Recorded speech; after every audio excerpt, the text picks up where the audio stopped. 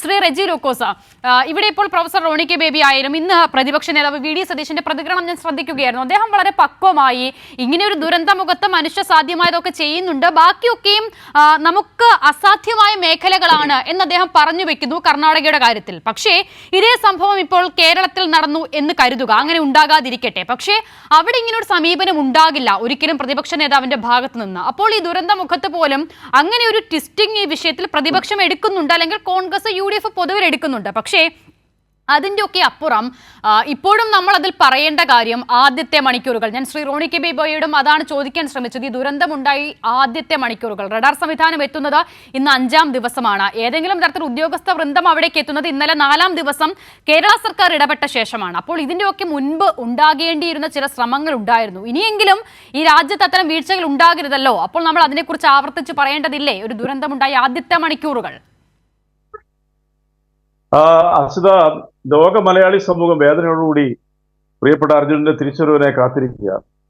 അലംഭാവത്തിന്റെ ഏറ്റവും വലിയ ഉദാഹരണമാണ്, ആധുനിക പരിഷ്കൃത യുഗത്തിൽ അലംഭാവത്തിന്റെ ഏറ്റവും വലിയ ഉദാഹരണമാണ് ഈ അർജുൻ ശിരൂർ എന്ന് പറയുന്ന സ്ഥലത്ത്, അങ്കോളയ്ക്കടുത്ത് ശിരൂർ എന്ന് പറയുന്ന സ്ഥലത്ത് മണ്ണിലാകപ്പെട്ടത്.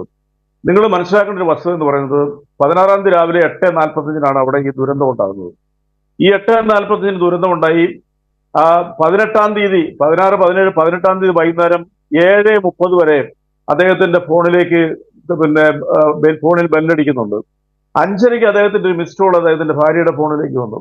അത് കൂടാതെ 18-ാം തീയതി 5 മണി വരെ ഈ വണ്ടിയുടെ എഞ്ചിൻ പ്രവർത്തിക്കുന്നുണ്ടായിരുന്നു, വണ്ടി ഓൺ ആയിരുന്നു. അതിൽ നിന്ന് നമുക്ക് ഒരു കാര്യം വ്യക്തമാണ്, ഈ വാഹനം ആ നദിയിൽ പോയിട്ടില്ല എന്നുള്ളത്. നദിയിൽ വീണ് കഴിഞ്ഞാൽ വിതിൻ 60 സെക്കൻഡിനുള്ളിൽ തന്നെ ആ ഫോൺ ഓഫാവും, എഞ്ചിൻ ഓഫാവും.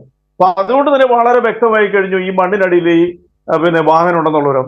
ഇവിടെ നമ്മൾ ശ്രദ്ധിക്കേണ്ട വേറെ 1-2 കാര്യങ്ങളുണ്ട്. ഒന്ന് മനസ്സിലാക്കിയേ, മനുഷ്യന്റെ ജീവനും സ്വത്തിനും പൂർണ്ണമായും സംരക്ഷണം നൽകാൻ ബാധ്യതയുള്ള ഒരു ഭരണഘടനയുള്ള ഒരു രാജ്യത്ത് കർണാടക സർക്കാരിന്റെ ഭാഗത്തുണ്ടായ കുറ്റകരമായ അനാസ്ഥ ഒരിക്കലും പൊറുക്കാൻ പറ്റാത്തതാണ്.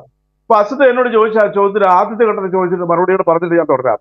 അതായത് കേരളത്തിൽ ഏറ്റവും അടുത്ത കാലത്ത്, കേവലം ഒരാഴ്ചക്ക് മുമ്പ് തിരുവനന്തപുരത്തെ നമ്മുടെ ആമയിഴഞ്ചാൽ തോട്ടിൽ നിർഭാഗ്യവനായ ജോയി എന്ന് പറയുന്ന നമ്മുടെ സഹോദരൻ അവിടെ അകപ്പെട്ടു. മിനിറ്റുകൾക്കുള്ളിൽ തന്നെ അവിടുത്തെ ആ പ്രദേശത്തെ നാട്ടുകാരും അതുപോലെ തന്നെ ഫയർഫോഴ്സ്, സ്കൂബ ഡൈവേഴ്സ് അതായത് ഒരിക്കലും നമുക്ക് ചാനലിൽ ടെലിവിഷനിൽ കണ്ടാൽ പോലും അറപ്പ് തോന്നുന്ന രീതിയിലുള്ള അഴുക്കുകൾ നിറഞ്ഞ ആ തോട്ടിൽ ഏതാണ്ട് 22 മണിക്കൂറോളം അദ്ദേഹത്തിന് വേണ്ടിയിട്ട് കഠിനാധ്വാനം നടത്തി. നിർഭാഗ്യവശാൽ അദ്ദേഹത്തിന് ജീവനോടെ കിട്ടാൻ പറ്റിയിട്ടില്ല. 2 മന്ത്രിമാരും തിരുവനന്തപുരം കോർപ്പറേഷന്റെ മേയറും 2 MP-മാരും അവിടെ ഉറങ്ങാതെ ഉറക്കമില്ലാതെ കാവലിൽ നിന്നു. ഈ നിമിഷം വരെ ഈ ശിരൂർ എന്ന് പറയുന്ന സ്ഥലത്ത് ഇന്ന് ഉച്ചയ്ക്ക് 12:45 മുമ്പായിട്ട് ഒരൊറ്റ രാഷ്ട്രീയ നേതാവോ അവിടുത്തെ സാമൂഹ്യ പ്രവർത്തകരോ ഒരു MP-യോ MLA-യോ മന്ത്രിയോ അവിടെ എത്തിയില്ല.